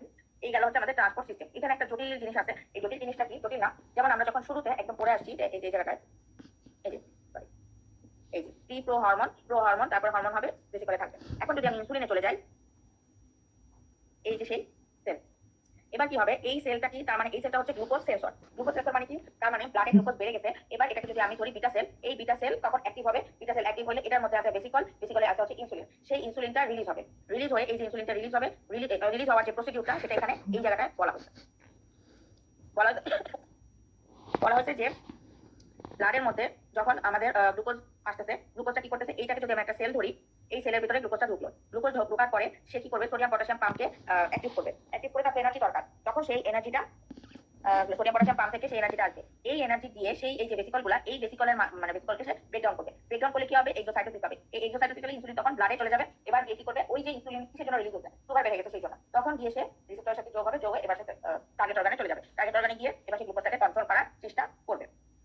এখন এখানে অনেক উল্টাপাল্টা অনেক কিছু লেখা আছে। এত কিছু আমি যেটুকু বলছি এটুকু মেকানিজমটা জানলে যথেষ্ট। আরেকটা হচ্ছে ইনসুলিনের সাইড ইফেক্ট। তার মানে ইনসুলিন তো প্যানক্রিয়াটিক পিটা সেল থেকে রিলিজ হয়। এটা ছাড়াও মানে আরেকটা সাইড ইফেক্ট আছে। সেটা হচ্ছে আমরা বললাম যে এখানে গ্লুকোজ আসবে। গ্লুকোজটা হচ্ছে আমাদের বিটা সেলকে অ্যাক্টিভ করবে, মানে স্টিমুলেট করবে যে তুমি ইনসুলিন সিক্রেট করো। কিন্তু বললে তো ইনসুলিন সিক্রেট হবে না। এখানে কতগুলো মেকানিজম হয়। আমি মেকানিজম একটু প্রথমত গ্লুকোজ আসলো ব্লাডে, বেড়ে গেছে, স্টিমুলেট করবে হচ্ছে GLUT2 কে। সেই GLUT2 কি করবে? এবার সে হচ্ছে গ্লুকোজটাকে ভেঙে ফেলবে। তার মানে গ্লাইকোলাইসিস করতেছে। এই যে গ্লাইকোলাইসিস করতেছে, এর ফলে কি হবে? গ্লাইকোলাইসিসের ফলে এটিপি আসবে। এই এটিপি আসলে কি হবে? এটিপি এসে তখন কি করে? এটিপি হচ্ছে একটা পটাশিয়াম, এখানে দেওয়া আছে। এই যে পটাশিয়াম চ্যানেল, এই চ্যানেলটাকে সে ব্লক করে দিবে। পটাশিয়াম চ্যানেলকে ব্লক করে দিবে। কেন ব্লক করে দিবে? কারণ যে কোনো সেলের অ্যাক্টিভ হওয়া বা অ্যাকশন পটেনশিয়ালটাই হচ্ছে পটাশিয়াম দিয়ে তৈরি হচ্ছে। মানে পটাশিয়ামের অ্যাকশন পটেনশিয়ালের মানে বেসিক মেমরি পটেনশিয়ালটা থাকে ইকুয়াল। সেজন্য হচ্ছে সে কি করবে? ব্লক করে দিবে। এর ফলে কি হবে? ডিপোলারাইজেশন তৈরি হবে। ওই যে আমাদের একদম জেনারেল ফিজিওলজির কথাবার্তা। এর ফলে যখন ব্লক হয়ে গেল, ক্যালসিয়াম অলওয়েজ পটাশিয়ামের অল্টারনেটিভ হচ্ছে ক্যালসিয়াম। তখন কি হয়? তখন হচ্ছে ক্যালসিয়ামের ইনফ্লাক্সটা বেড়ে যাবে। এবার সে কি করবে? ক্যালসিয়ামটা এসে এই যে ক্যালসিয়ামটা এখানে এসে ভেসিকলকে ভেঙে দিবে। ভেঙে দিয়ে কি করতেছে? তখন সে ইনসুলিনটাকে বের করে নিয়ে আসতেছে। এখন বলা হচ্ছে ইনসুলিনের সাইড ইফেক্টটা কি? তার মানে যখন সেলে মানে কি বলে পটাশিয়াম চ্যানেলকে যখন ব্লক করে দিচ্ছে তখন কি হবে? পটাশিয়াম চ্যানেলটা ব্লক করার কারণে হাইপোক্যালেমিয়া ডেভেলপ করবে এবং আলটিমেটলি ব্লাড গ্লুকোজ থেকে ইনসুলিন রিলিজ হচ্ছে, আলটিমেটলি ইনডাইরেক্টলি ব্লাড গ্লুকোজ লেভেলটা কমে যাবে। ঠিক আছে, এটা একটা নরমাল সাইড ইফেক্ট কমে যাবে। মানে পটাশিয়ামের সাথে ইনসুলিনের একটা অল্টারনেটিভ একটা কি বলে যুদ্ধ আছে, এটাই বোঝাচ্ছে। এটা তো বললামই ইনসুলিনের দুটো receptor, 2 alpha 2 beta. 2 alpha extracellular, 2 beta হচ্ছে ইন্ট্রাসেলুলার। আর এখানে কিছু আছে ডেইলি সিক্রেশন হচ্ছে 40 to 50 unit. Pancreatic beta cell daily secrete করে 40 to 50 ইউনিট ইনসুলিন, এবং ইনসুলিন তৈরি করার ইনসুলিনকে ক্যারি করে নেওয়ার জন্য কোনো ইনসুলিনের ক্যারিয়ার প্রোটিন নাই। সি পেপটাইড লিভার থেকে আসে এবং সেই বোঝায় যে এবার তোমার মানে ইনসুলিনের সিক্রেট করার সময় চলে আসছে। এখানে বলা হয়েছে ইনসুলিনের একটা অ্যামাউন্ট, সেটা মানে হচ্ছে আমাদের যে 24 ঘন্টায় 24 ইউনিট ইনসুলিন রিলিজ হয়, এবং যদি আমরা খাবার খাই তাহলে প্রতি মিলে কতটুকু আসতেছে, মানে 3 বেলার খাবারে 3 ইউনিট করে 9 ইউনিট, তাহলে 24 আর 9 যা হয় এই টোটাল ইউনিটটাই হচ্ছে ইনসুলিন সিক্রেট হয়। এরপর আসলে এটা নর্মাল জিনিস, এটা হচ্ছে এখানে বলা হয়েছে যে টাইপ 1 ইনসুলিন এবং টাইপ 2 ইনসুলিন। টাইপ 1টা হচ্ছে ইনসুলিন ডিপেন্ডেন্ট ডায়াবেটিস মেলাইটাস, আর এটা হচ্ছে ইনসুলিন ইন্ডিপেন্ডেন্ট। ডিপেন্ডেন্ট কথাটার মানে কি, তার মানে ইনসুলিনের কি বলে বিটা সেলে ইনসুলিনের প্রোডাকশন কমে গেছে, কিন্তু ইনসুলিনকে সেল পর্যন্ত তার টার্গেট সেল পর্যন্ত নিয়ে যাওয়ার জন্য যে গ্লুট 4 সেটা ভালো আছে। শুধুমাত্র তৈরি যদি হতো তাহলেই ভালো হতো, তৈরি হয়নি, বিটা সেলে কোনো সমস্যা হয়েছে, তখন যে ডায়াবেটিসটা হয়, তখন সেই ডায়াবেটিসকে বলা ইনসুলিন ডিপেন্ডেন্ট ডায়াবেটিস মেলাইটাস। এটা কি, বিটা সেলে কোনো কারণে যদি কোনো ডিজিজ হয়, বিটা সেল যদি ডিস্ট্রাকশন হয়ে যায়, বিটা সেলে যদি অ্যাট্রিশিয়া হয়, সেক্ষেত্রে আমাদের এই ধরনের ডায়াবেটিস হতে পারে। এবং এটা কি, এটা হচ্ছে আমাদের ইনসুলিন না থাকার কারণে আমাদের মানে যদি অটোইমিউন একটা ডিজিজ, এবং এটা যেহেতু কি বলে ইয়াং জেনারেশনদের হয়, সেই জন্য এটা মানে মর্টালিটি রেটটা অনেক বেশি। তো এই জন্য বলতে যারা অটোইমিউন ডিজিজ আছে তাদের ইনসুলিন ডিপেন্ডেন্ট ডায়াবেটিস মেলাইটাস হতে পারে। টাইপ 2টা কি, টাইপ 2 হচ্ছে ইনসুলিন ইন্ডিপেন্ডেন্ট, তার মানে কি তার তৈরি ঠিকমতোই হচ্ছে, কিন্তু তৈরি হয়ে তার টার্গেট অর্গানে নেওয়ার জন্য যে ট্রান্সপোর্ট সিস্টেম সেটা সমস্যা, তার মানে গ্লুট 4 এ কোনো সমস্যা হচ্ছে, ইনসুলিনের প্রোডাকশনটা ঠিক আছে। এটা হয় অনেক সময় হচ্ছে, এটা হয় সাধারণত আমাদের মা বাবাদের যে ইনসুলিন যে ডায়াবেটিস হয় মানে ইনসুলিন ইন্ডিপেন্ডেন্ট তাদের ক্ষেত্রে। এক্ষেত্রেও যে মেটফর্মিন দেওয়া হয় এবং এক্ষেত্রে ওবেস থাকে, ফ্যামিলি হিস্ট্রি থাকবে, আর হচ্ছে এক্ষেত্রে কমপ্লিকেশন হচ্ছে 25%, মানে একটু কমপ্লিকেশন রেটটা একটু কম। ওকে, এখন বলা হচ্ছে ডেন্টিস্ট্রিতে আসলে কি হয়। কিছুই না, ওই যে সকল ধরনের প্যাথিগুলো আসে, ইনফেকশনের চান্স বেড়ে যায়, হিলিং এর চান্সটা কমে যায়, এগুলোই। এখানে বলা হয়েছে যে পেরিফেরাল নার্ভাস সিস্টেমে সোয়ান সেল ডিস্ট্রাকশন হয়, সোয়ান সেল হচ্ছে মাইলিনেশনে হেল্প করে, সেটা ডিমাইলিনেটেড হয়ে যাচ্ছে, কোনো ধরনের নার্ভ যাচ্ছে না, এই জন্য পেরিফেরাল নিউরোপ্যাথি। যেমন হাত হচ্ছে, হাতের বলে যে আঙ্গুলগুলো হচ্ছে কি করতেছে, জ্বালা পোড়া করে, একটু পিন পিন করে ব্যথা করে, এটা কি হয়, পেরিফেরাল নিউরোপ্যাথি। যতই তখন ভিটামিন বি কমপ্লেক্স খাওয়া হোক না কেন, সেটা কাজ করে না। এটা অনেক একটা লেন্দি প্রসিডিউর, যেহেতু ডায়াবেটিস একদম সারা জীবনের জন্য। আচ্ছা, তারপর হচ্ছে রেটিনা সেল ডিস্ট্রাকশন হতে পারে, যেমন আমার একজন মামা আছে, ওনার কিন্তু হচ্ছে আই স্ট্রোক হয়েছে অনলি ফর ডায়াবেটিস। তার ডায়াবেটিস হচ্ছে সাডেন বেড়ে যায়, সাডেন কমে যায়, এমনিতে নর্মালি তার কন্ট্রোলে থাকে, সে খাওয়া দাওয়া খুবই মেনটেন করে, তার এক্সারসাইজ বলেন, বডি ফিটনেস সবকিছু ঠিক আছে, কিন্তু তার হঠাৎ করে বেড়ে যাচ্ছে, দেখা যাচ্ছে ওষুধও ঠিক মতো চলতেছে, সব চলতেছে, কিন্তু কেন বেড়ে যাচ্ছে ধরা যাচ্ছে না, মানে সাডেন আপ ডাউন করতেছে, এবং এর ফলে একটা সময় গিয়ে তার আই স্ট্রোক। আর হওয়ার পরে আমি প্রথম জানতে পারি যে আই স্ট্রোকটা ডায়াবেটিস রিলেটেড এবং চোখেও স্ট্রোক হয়। আচ্ছা, মানে ইসকেমিয়া হয় আই স্ট্রোক, এটা কি বলা হচ্ছে অপটিক নিউরোপ্যাথি। তারপরে নিউরোপ্যাথি আছে, তারপরে বলা হয়েছে যে নিউট্রোফিলিক ফ্যাগোসাইটোসিক সাইটোটিক অ্যাকশন কমে যায়, ইনফেকশনের চান্স বেড়ে যায়, ডিলেড হিলিংটা ডিলেড হয়, কোলাজেন তৈরি হতে পারে না। আচ্ছা, তারপরে বলা হয়েছে কেন সব ধরনের সেল ডিস্ট্রাকশন হয়। ডায়াবেটিসের মেইন জিনিসটা হচ্ছে সুগার। সুগার থাকে কি হবে, এই যে আমাদের যে গ্লুকোনিওজেনেসিস, গ্লাইকোজেনেসিস, এই যে জেনেসিস জিনিসগুলো, এর মধ্যে একটা এনজাইম থাকে যেটাকে বলা হয় অ্যালডোজ রিডাকটেজ। এই অ্যালডোজ রিডাকটেজের মাধ্যমে সেটা কি হয়, সেটা হচ্ছে আমাদের মানে গ্লাইকোজেনেসিস যে জিনিসটা, গ্লাইকোজেন হিসেবে যে স্টোর থাকে সেই জিনিসটা কন্ট্রোল হয়। যখন এটা কমে যাচ্ছে তখন গ্লাইকোজেনেসিস হচ্ছে না, গ্লুকোনিওজেনেসিস হচ্ছে, ভেঙে যাচ্ছে, ভেঙে সুক্রোজ বেশি তৈরি হচ্ছে, এবং সুক্রোজটা কি করে,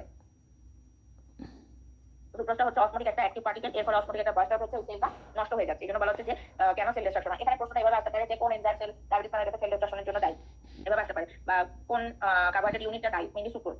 আর এটা হচ্ছে ইম্পর্টেন্ট একটা জিনিস যে ইনসুলিন সিক্রেশনের স্টিমুলেটরি ফ্যাক্টর কি, প্যারাসিম্পথেটিক কন্ডিশন, পুরো স্বাভাবিক যখন রিল্যাক্স কন্ডিশনে থাকে, তারপর হাইপারক্যালেমিয়া যদি বেশি হয়, ওই যে ব্লক করে দিতে হবে, মানে কমাই দিতে হবে, তাহলে হাইপারক্যালেমিয়া হয়েছে, এবার সে সিক্রেট করা শুরু করবে, মানে এবার সে ইনসুলিনের জন্য গ্লুকোজকে স্টিমুলেট করবে, তারপর অ্যামাইনো অ্যাসিড বেড়ে যায়, গ্লুকাগন বেড়ে যায়, গ্লুকাগন বেড়ে যাওয়া মানে সুগার বেড়ে যাওয়া, সুগার বেড়ে যাওয়া মানে সেই ইনসুলিন সিক্রেট করার জন্য স্টিমুলেট করবে। কর্টিসল, থিওফাইলিন, সালফোনাল ইউরিয়া, এখানে যা যা কিছু আছে সবগুলাই খুবই খুবই ইম্পর্টেন্ট। হ্যাঁ, এখানে কমপ্লিকেশনটা ইনফিনিটি স্টার। কেন, দুই ধরনের কমপ্লিকেশন, এখানে অ্যাকিউট কমপ্লিকেশন, তারপর ক্রনিক কমপ্লিকেশন। অ্যাকিউটের মধ্যে কি আছে, hypoglycaemic coma, lactic acidosis, diabetic ketoacidosis, non ketotic hypervascular diabetic coma, এই জিনিসগুলো হয়। এরপরে আসেন হচ্ছে অ্যাকিউট। ক্রনিকের মধ্যে আছে মাইক্রোভাসকুলার এবং ম্যাক্রোভাসকুলার। মাইক্রোভাসকুলারের মধ্যে আছে প্যাথি, nephropathy, neuropathy, retinopathy, ulceration, peripheral neuropathy. আর ম্যাক্রোভাসকুলারের মধ্যে কি আছে, মাইকার্ডিয়াল ইনফারকশন, তারপরে হচ্ছে transient ischaemic attack, stroke, claudication ischaemic. এগুলো একদম মানে ছোটের আগায় থাকতে হবে, থাকলে পরীক্ষার সময় আসবে আর আপনারা হচ্ছে চটপট লিখে ফেলবেন, দাঁড়া ফেলবেন। এই হচ্ছে আমাদের ইনসুলিন পর্যন্ত আজকে থাকবে।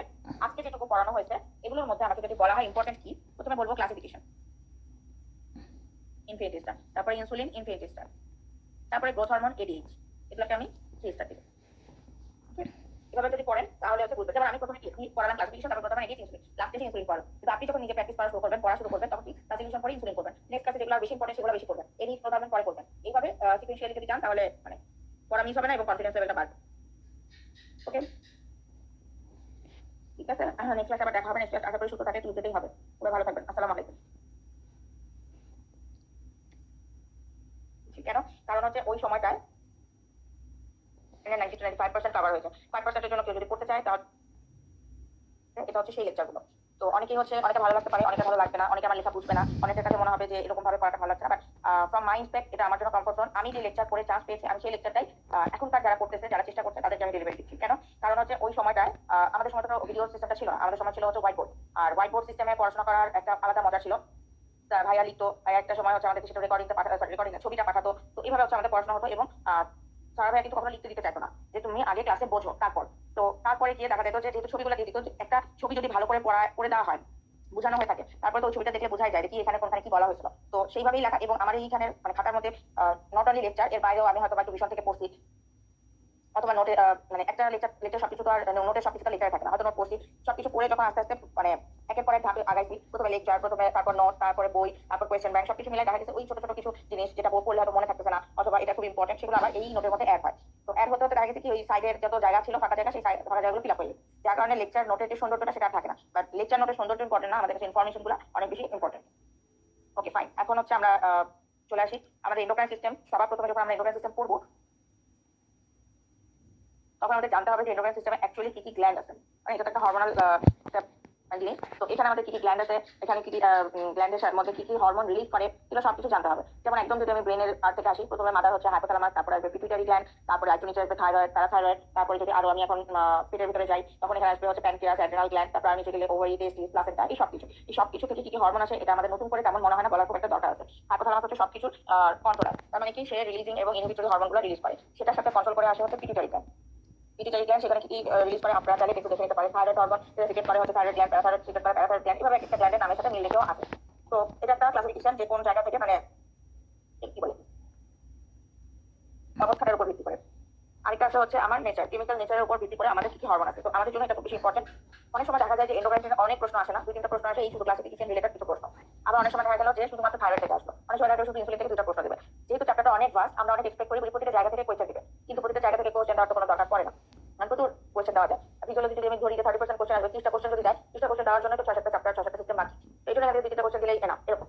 তো আমরা চলে আসি টপিকে, সেটা হচ্ছে এন্ডোক্রাইন সিস্টেম। এন্ডোক্রাইন সিস্টেমের মধ্যে আসবে হচ্ছে এখানে কি কি রকম বলা হয়েছে।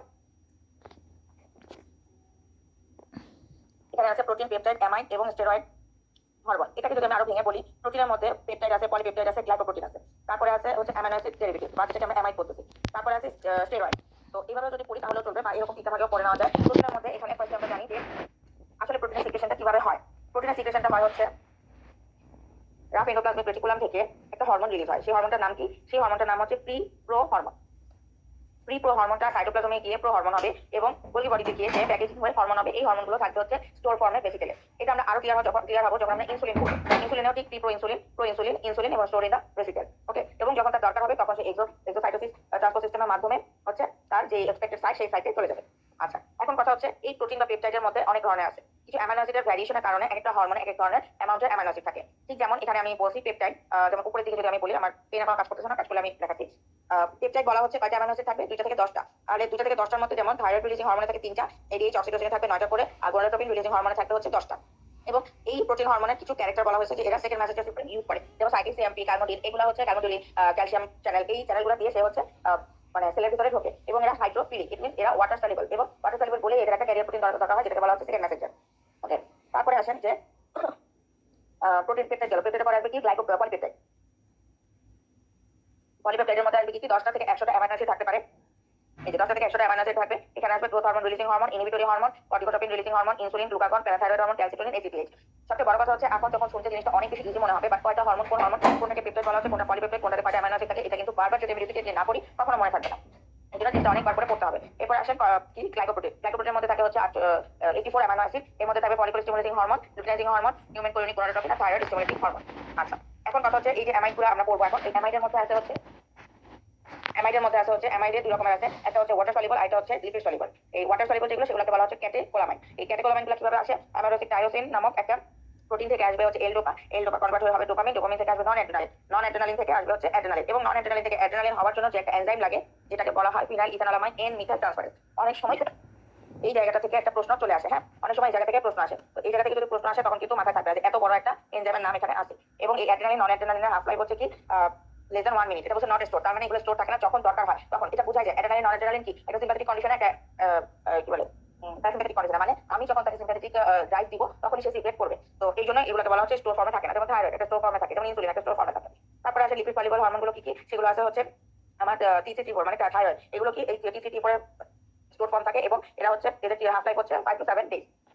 আচ্ছা, তারপরে আসেন যে স্টেরয়েড হরমোন। স্টেরয়েড হরমোনটা কি বলছে? স্টেরয়েড হরমোনটা বলছে এখানে কি স্টেরয়েড হরমোন আছে, যেমন এটাকে কি বলে স্টেরয়েড, কর্টিসল, অ্যালডোস্টেরন, ক্যালসিট্রায়োল, তারপর ইস্ট্রোজেন, প্রোজেস্টেরন, টেস্টোস্টেরন, তারপরে হচ্ছে অ্যান্ড্রোস্টেরয়েড, এই জিনিসগুলো হচ্ছে প্রজেস্টেরন বলা। এগুলো হচ্ছে আমাদের স্টেরয়েড হরমোন এবং এটা ডেরিভেটিভসটা কি? এটা ডেরিভেটিভ হচ্ছে কোলেস্টেরল ডেরিভেটিভ, যার কারণে এর একটা রিসেপ্টর আছে, যে রিসেপ্টরটাকে বলা হচ্ছে স্টেরল নিউক্লিয়াস আছে, যেটাকে বলা হচ্ছে স্টেরল নিউক্লিয়াস। আচ্ছা, সেটা আমরা পরবর্তীতে আসবো।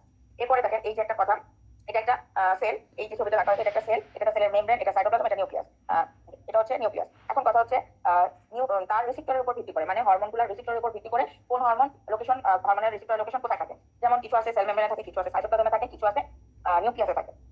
এখন যেগুলো সেল মেমব্রেনে থাকে, তার মানে যদি ইন্ট্রামেমব্রেনাল বলা হচ্ছে, সেগুলো হচ্ছে যত ধরনের প্রোটিন, পেপটাইড এবং অ্যামাইড হরমোন পড়ে আসছে, গ্লাইকোপ্রোটিন পড়ে আসছে, সবগুলো হচ্ছে আমাদের সেল মেমব্রেনে থাকে, ইনক্লুড ক্যাটেকোলামাইড। যে অ্যামাইডের ভিতরে যে লিপিড সলিড, ওয়াটার সলিবল যে হরমোন, সেগুলো কিন্তু প্রোটিন, সেগুলো কিন্তু সেল মেমব্রেনে থাকে। তারপরে আছে সাইটোপ্লাজম, সাইটোপ্লাজমে থাকে হচ্ছে স্টেরয়েড যে হরমোনগুলো, যেটা নিউক্লিয়াসের নাম বললাম স্টেরল নিউক্লিয়াস। তারপরে আছে নিউক্লিয়াসের ভিতরে থাকে, সেটা কি? সেগুলো হচ্ছে লিপিড সলিবল অ্যামাইড, যেগুলো হচ্ছে থাইরয়েড হরমোনগুলো, এগুলো রিসেপ্টর কোথায় থাকবে? নিউক্লিয়াসে থাকবে। এখন কথা হচ্ছে mode of action. Mode of action মানে কিসের মাধ্যমে সে অ্যাক্টিভ হবে।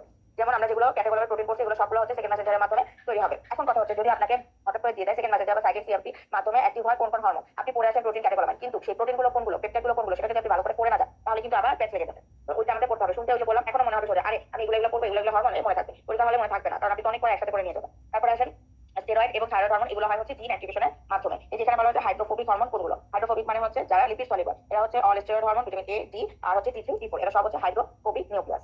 ওকে, এবার আসেন। ও আচ্ছা, এখানে একটা জিনিস আছে, এখানে আছে যে ঘুমালে কোন কোন হরমোনের চেঞ্জেস গুলো কেমন হয়। যেমন ঘুমালে গ্রোথ হরমোন এডিএইচ হচ্ছে বেড়ে যায়, আর cortisol, insulin, adrenaline, thyroid hormone, এগুলো সবকিছু রিলিজটা কমে যায়। এই জন্যই যেমন আমরা যখন নিউনেট বেবি থাকে বা একদম মানে নিউবর্ন বেবি, সেই বেবিগুলোকে কিন্তু কি বলা হয় যে তারা 20 থেকে 22 ঘন্টা ঘুমাবে এবং আস্তে আস্তে তাদের ঘুমের সাইকেলটা চেঞ্জ হয় এবং কমতে থাকে। কেন? কারণ ওই সময় তার ব্রেন ডেভেলপমেন্ট হবে, ওই সময় তার সবচেয়ে বেশি পরিমাণ হরমোন সিক্রেশন হবে, তার সকল যেই অর্গানগুলো আছে সেগুলো ডেভেলপমেন্টগুলো ভালো হবে। এই জন্য বলা হয় যে গ্রোথ হরমোনটা ঘুমালে পারে। তো এই জন্য বাচ্চাদের কিন্তু মানে গোয়িং স্টেজ, সেই স্টেজগুলোতে যদি বাচ্চা প্রপার স্লিপ হয়, বাচ্চা অ্যাক্টিভ থাকে, তাহলে কিন্তু বাচ্চা সুস্থ থাকবে। ওকে, তারপরে আসেন হচ্ছে নেক্সট এখানে। আচ্ছা, এখানে একটা জিনিস বলা হয়েছে যে একটা মেজর সার্জারি অথবা একটা ট্রমা হলে আসলে আমাদের যে বডিতে হরমোনাল চেঞ্জ বা বডিতে যে ইলেকট্রোলাইট চেঞ্জ বা বডিতে যে অ্যানাবলিক ক্যাটাবলিক পাথওয়েগুলো, এগুলো আসলে কি চেঞ্জেস হয়। চেঞ্জেসটা হচ্ছে যেহেতু মেজর সার্জারি হচ্ছে, তখন কি হয়, তখন হচ্ছে হাইপোন্যাট্রিমিয়া হয়। তার মানে বডি থেকে অনেক বেশি পরিমাণে সোডিয়ামের লস হয়ে যায়, সেলগুলো যেহেতু ভেঙে যাচ্ছে, সেলগুলো ভেঙে যাওয়ার কারণে ব্লাড সেল বা যে কোনো বডি সেল ইনজুর হচ্ছে, বডি সেলগুলো নষ্ট হয়ে যাচ্ছে, তখন কি হয়, পটাশিয়ামগুলো ব্লাডে চলে আসছে, হাইপার ক্যালিমিয়া হচ্ছে, বডিতে গ্লুকোজের লেভেলটা বেড়ে যাচ্ছে। কেন? প্রচুর পরিমাণে প্রোটিওলাইসিস হচ্ছে, প্রোটিওলাইসিস হওয়ার পরে সেটা গ্লুকোনিওজেনেসিসের মাধ্যমে লিভারে গ্লুকাগন আকারে থাকতেছে এবং ব্লাড গ্লুকোজ লেভেল বেড়ে যাচ্ছে। প্রোটিওলাইসিস হচ্ছে, প্রোটিওলাইসিস হওয়া মানেই হচ্ছে আমাদের ক্যাটাবলিক প্রিডমিনেন্ট থাকতেছে। প্রোটিওলাইসিস হওয়া মানে কি, তার আমার বডিতে যত মানে কি লিভারে যে প্রোটিওলাইসিস হচ্ছে, মাসেলে প্রোটিন থাকে, সেটা লস হচ্ছে, এই সবকিছু ভেঙে যাওয়ার কারণে কি হবে, ওয়েট লস হবে। তার মানে নাইট্রোজেন ব্যালেন্সটা নেগেটিভ হয়ে যাবে, তার মানে প্রচুর পরিমাণে মেটাবলিক ওয়েস্ট প্রোডাক্টটা বের হয়ে যাচ্ছে এবং প্রচুর পরিমাণে এনার্জি লস হচ্ছে। এর ফলে কি হবে, তারপরে আর কি হবে, আর হচ্ছে মেটাবলিক অ্যাসিডোসিস, সেটা বডিতে তৈরি হবে এবং অ্যাকিউট প্রোটিন তৈরি হবে। এটা যে কোনো একটা ইমার্জেন্সি কন্ডিশনে অ্যাকিউট প্রোটিন, যেটা লিভার থেকে আসে, সিআরপি, হেপচিডিন, তারপরে হচ্ছে আর অনেকগুলো আছে, এখন মনে পড়তেছে না, এই অ্যাকিউট প্রোটিনগুলো হচ্ছে রিলিজ হয়। আচ্ছা, এরপরে আছে যেটা বললাম যে একদম যেটা কন্ট্রোল পাওয়ার হাইপোথ্যালামাস। হাইপোথ্যালামাস থেকে আসবে হচ্ছে রিলিজিং এবং ইনহিবিটরি হরমোন। এখন দুই ধরনের সিস্টেম আছে, একটা হচ্ছে হাইপোথ্যালামো পোর্টাল ট্র্যাক, একটা আছে হাইপোথ্যালামো পোর্টাল সিস্টেম। এই সিস্টেম দিয়ে যেই হরমোনগুলো আসে সেগুলো হচ্ছে অ্যান্টিপিটিউটারিতে আসবে। অ্যান্টিপিটিউটারিকে বলা হয় অ্যাডিনোহাইপোফাইসিস। অ্যান্টিপিটিউটারিতে এসে সে সিগন্যাল দিবে, যেহেতু সে রিলিজিং এবং ইনহিবিটরি হরমোন রিলিজ করে, সেই হরমোনগুলো যখন রিলিজ হবে, তারপর সে হাইপোথ্যালামো পোর্টাল সিস্টেমের মাধ্যমে আসবে অ্যান্টিপিটিউটারিতে। এই অ্যান্টিপিটিউটারিতে এসে সে এবার অ্যান্টিপিটিউটারিকে সিগন্যাল দিবে যে তুমি হরমোনগুলো রিলিজ করো। সে কি হরমোনগুলো রিলিজ করে? সে হরমোন রিলিজ করে হচ্ছে পিজি ফ্ল্যাগ বা ফ্ল্যাগ পিজি।